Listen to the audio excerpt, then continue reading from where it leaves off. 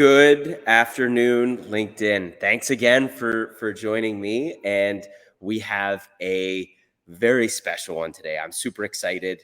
A friend of mine, Christy's going to be coming out soon. She is the VP of Business Development at Maple. And for those of you that don't know Maple, you probably been under a rock. If you haven't, they've pretty much pioneered virtual healthcare in Canada and had tremendous growth. And Christy built a sales organization. She came in and built it from scratch. She's going to talk about that journey in terms of how she identified talent early on, as well as kind of as the organization grew and some of the lessons learned there. A bit about Christy before I bring her out. I was actually introduced to her through Brian, my business partner, who you haven't met yet, but you've seen him in the snazzy intro videos. Soon maybe we'll get him on one of these to do. But they went to university together. And then Christy actually loved school so much, she decided to go back and get her MBA before joining consulting world for a few years, and then parlaying that into her role with Maple. So, but enough about me. You will find this conversation extremely insightful, valuable. You're going to want to work for Christy after you see this. And I promise this isn't a recruiting pitch for her, but she's just that great. So without further ado, I want to introduce Christy Prada. Christy, thanks for joining me. Hi, thanks for having me. And just to kick things off, to make everybody jealous, do you want to tell us where you are today? I was wondering if you were going to ask that. I'm actually in Bahamas. I'm currently on maternity leave, so making the most of it. And down here with my husband and my 6.5-month-old daughter. So we're, enjoying the heat.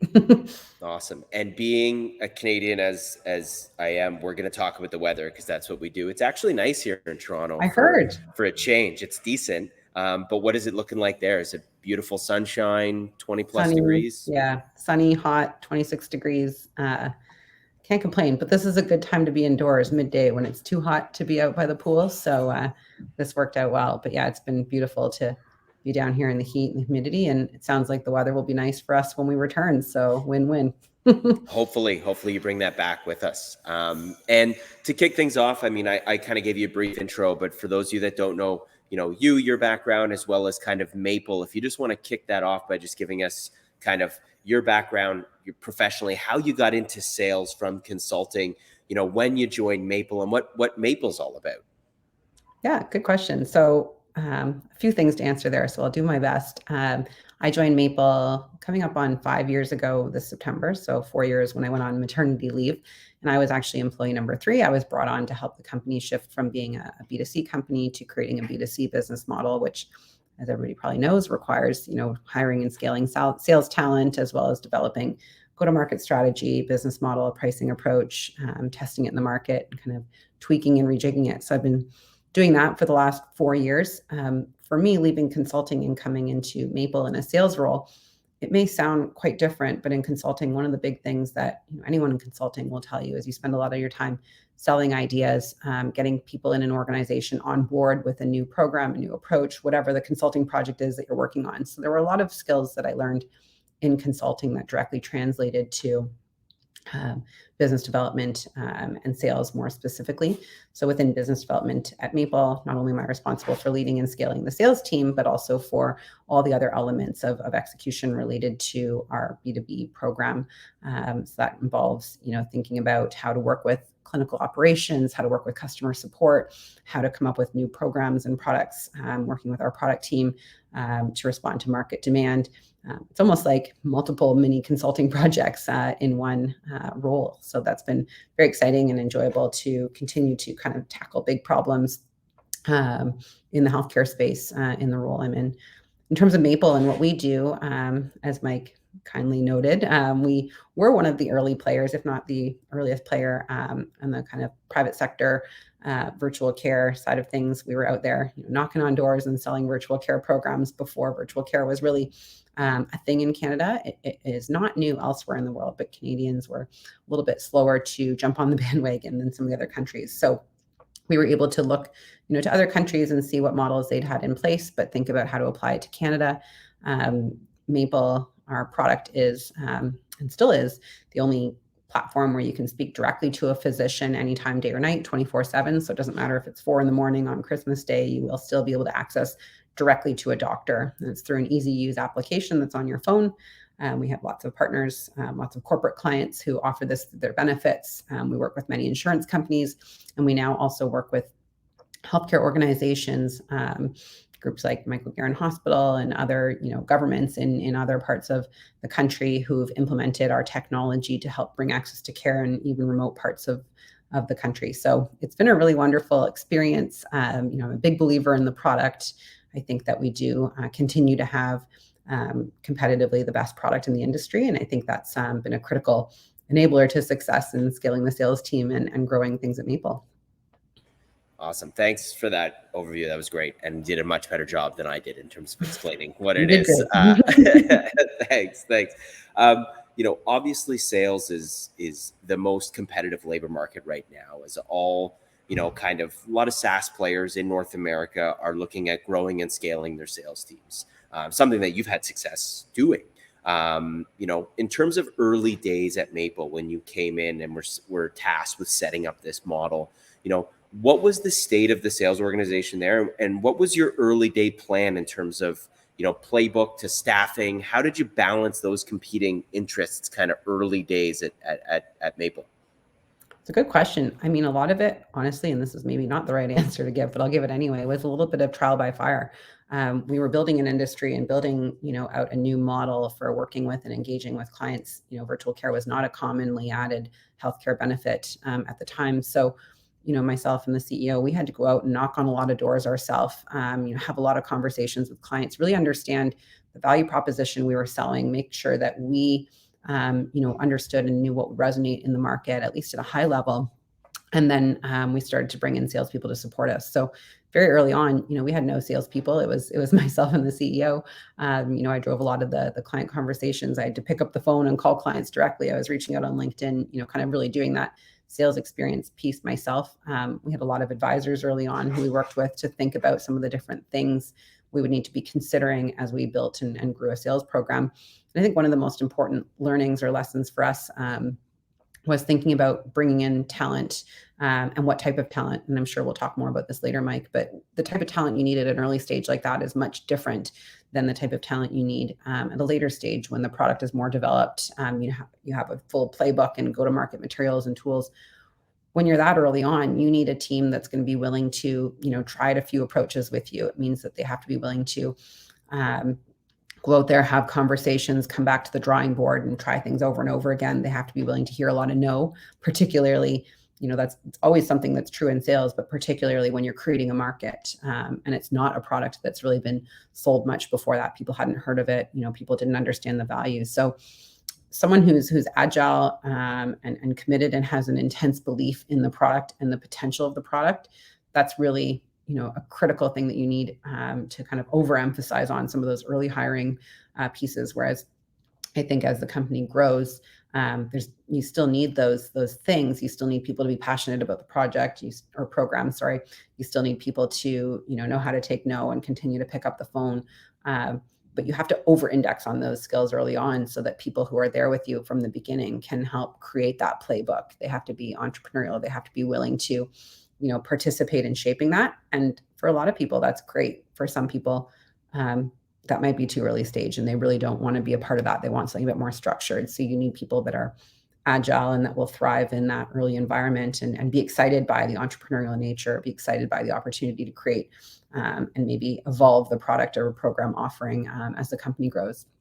So I don't know if I answered your question there, Mike. I kind of went on Yeah, a tangent. no, and I'm glad you did.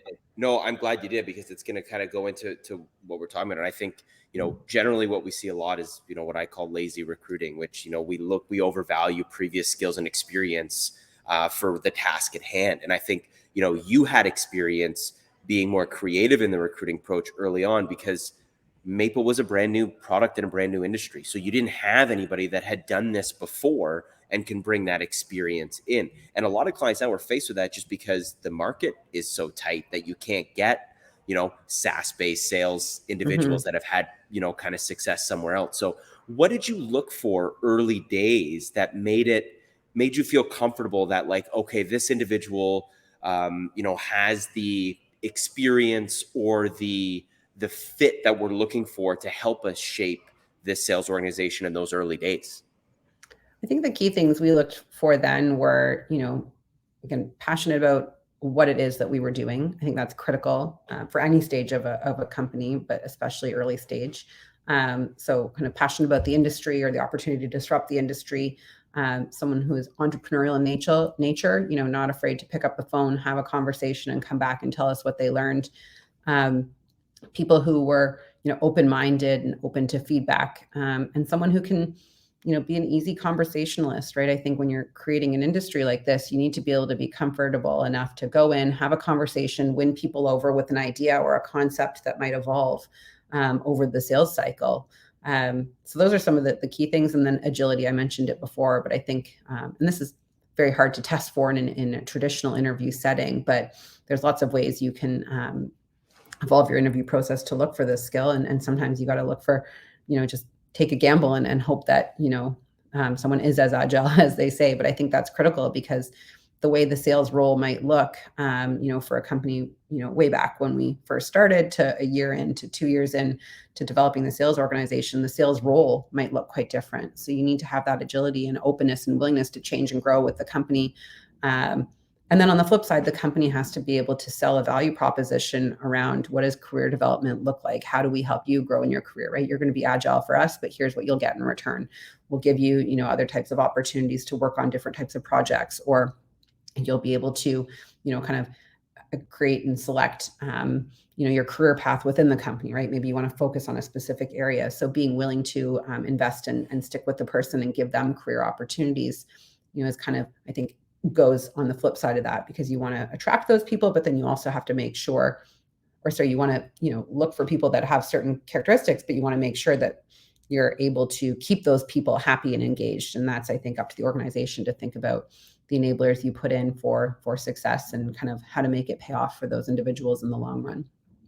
I love what you said there around agility, and not only in terms of a skill set that you were looking for in an individual, but also that was a part of the culture at Maple, and that was a part of the company identity. And you actually lived that by being agile in terms of how you navigated people's careers and gave people. So I think, breathing that it makes recruiting for it a little bit easier, because internally you're already doing those things. So you're finding people that just fall in line to how you guys operate. And I think that's why, I mean, correct me if I'm wrong, but the retention rate you've had on your sales team has been fantastic, nearly perfect in terms of over that, which is insane given this market. But I think it just goes to show the at the core, the value of your agility is what you look for in salespeople, but you also offer that in return for them as they navigate their career. Mm-hmm. And we haven't always gotten it right. And to your point, it is a fit thing, right? Agility is one of the many components of fit, but sometimes the organization will evolve and someone realizes it's not a fit for them anymore, or, we're not able to enable someone to be successful. And I think we've had, a few instances where that happens, but yeah, for the most part, we've had a lot of success with bringing people in who are agile and who are excited about the product and the program and excited to grow with us, and are referring us to friends or colleagues, or the amount of time we have warm referrals, I think is a big signal that we're doing something right in terms of creating that environment. And yeah, we don't always get it right, but we try to learn from it and we try to respond to it, and we try to, even if we're not able to respond immediately, make sure people know and understand the context behind the growth and the larger organization that's at play, because I think that helps people see how and where they fit in, and where they fit into the vision. And maybe, things can't be responded to right away, but if someone sees a path for themselves into the future, or into that growth vision that you're painting for them, it becomes more compelling for people to stick around for the long run. For sure, for sure. And one more point on the agility thing you mentioned, in terms of that it's a tricky thing to screen for, whether you're Mm-hmm. looking at a resume, and even if you meet somebody in person to do that. Is there anything you've picked up on, any tricks in terms of what's worked in terms of determining the agility of a candidate versus not? And I know it might be a bit of a Yeah. loaded question, or giving away some of your trade secrets, but No, no. I mean, I can speak to kind of how I think about it. I mean, there's a lot of questions you can ask candidates that kind of are indicators for agility or openness to that. If someone's had, a bit of growth in an organization, you can ask them about their experience. Did they like that? Did they have the career opportunities within that role that they wanted to see? How did their job change over time? Did they like that? Did they not like it? What role did they play, or what role did they see for themselves in the organization's growth? Like, there's questions like that you can ask. There's other questions you can also ask around, proactivity or desire to, get involved in other types of areas, level of comfort with change. I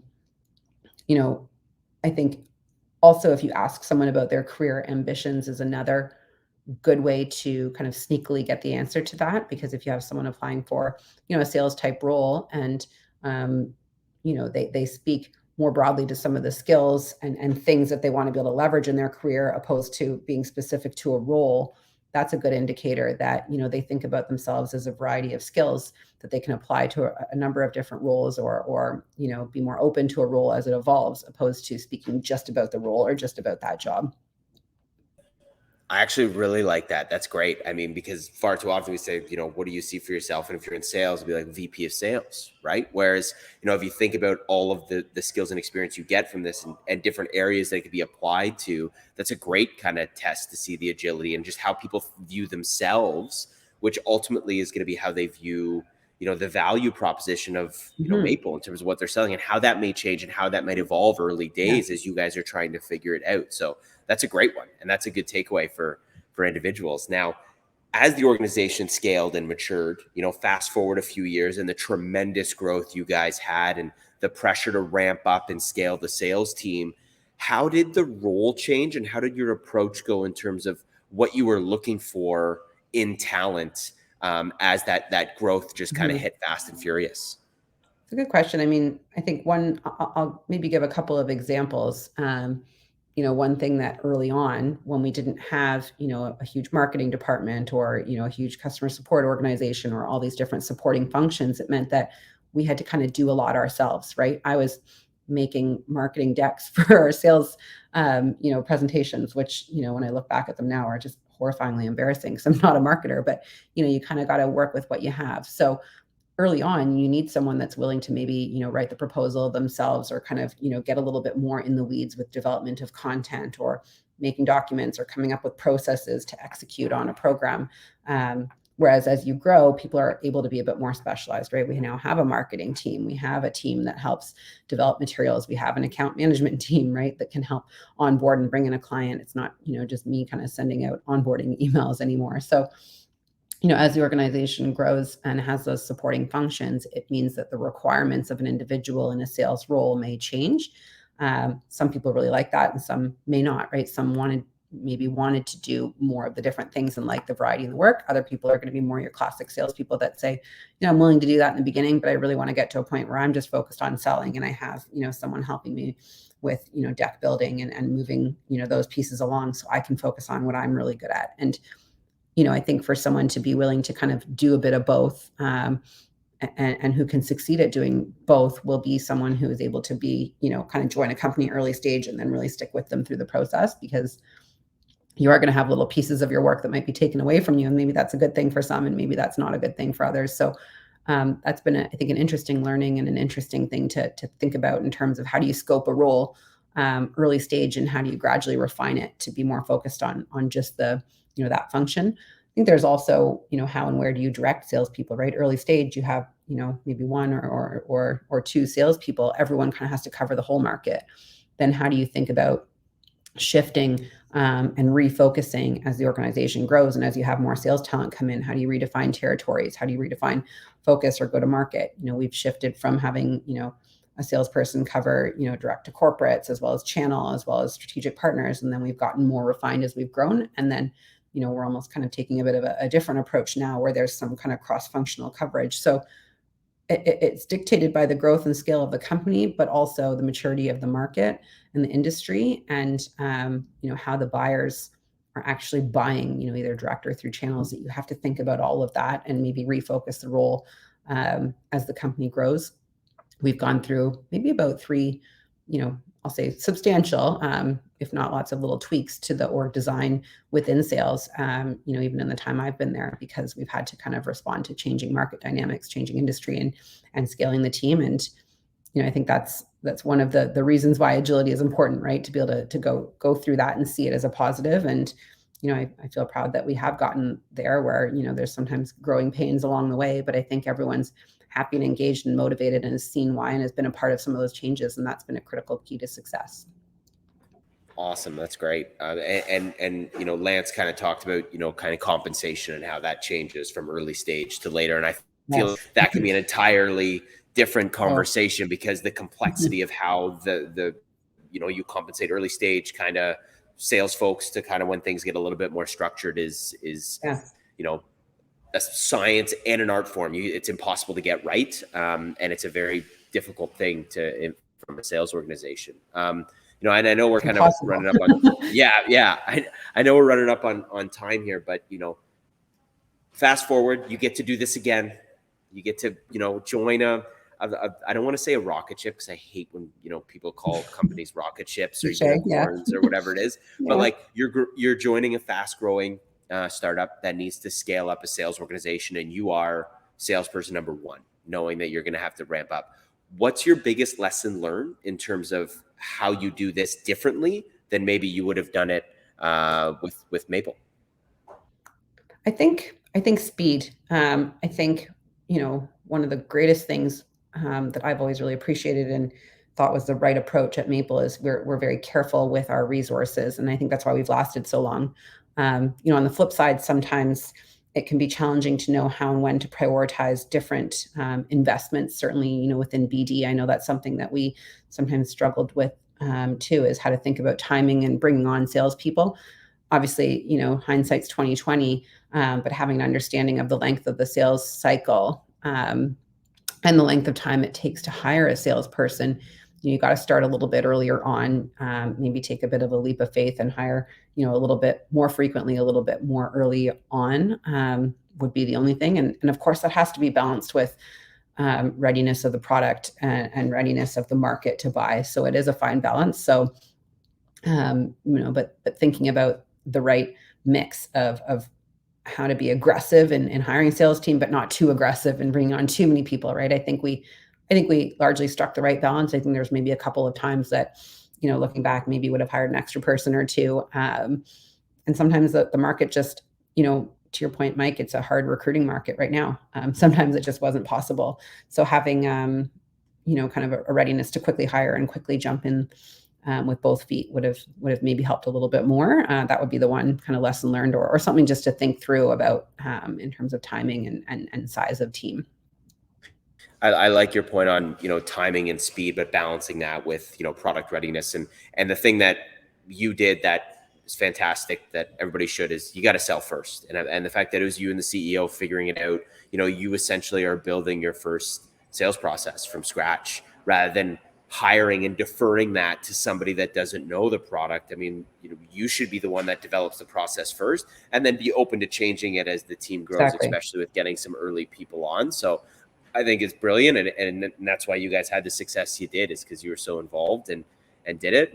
And I want to thank you for jumping on here. This was awesome. This was such a great conversation. And I'm a big fan of yours. Obviously, you know that, and Maple as well. And, I think it's, I don't want to say a rocket ship, but it's going to continue to grow and spread throughout Canada and provide just such a great service for Canadians. That's just long overdue. So kudos to you and the work you've done, especially during the pandemic. I mean, it was fantastic for the offering that you guys had to help people and to continue to do that. It's a great model, and I'm a huge fan.